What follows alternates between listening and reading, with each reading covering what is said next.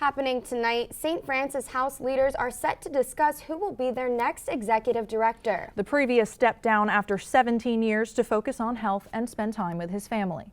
WUFT's Maggie DeRozier spoke with the interim director about how a new director is being chosen. Maggie, this comes at a time when the shelter is also making plans for colder weather to come. Already, we're facing chilly temperatures, even in the 40s this morning. This detail is not lost on St. Francis House, trying to take care of those in need while also filling the role of executive director.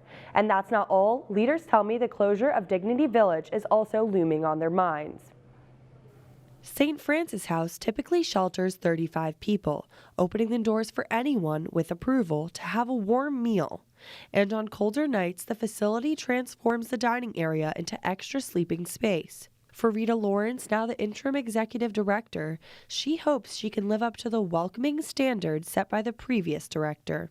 I think he had faith that I could do the job, and the board agreed with him and asked me the day after he had resigned. After 11 years of experience at St. Francis, Lawrence knows the difficulty of the position, but those working with her know she's doing it well.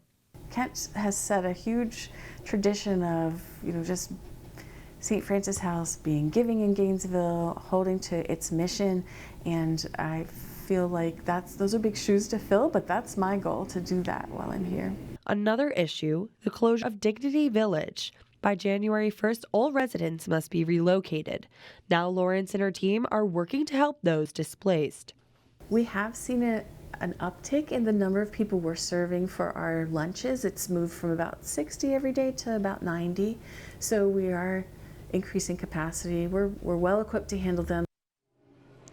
Often St. Francis assists families, so it will not be able to provide shelter for everyone from Dignity Village. As for the new executive director, Lawrence is not actively involved in the hiring process because she has submitted an application for the permanent position.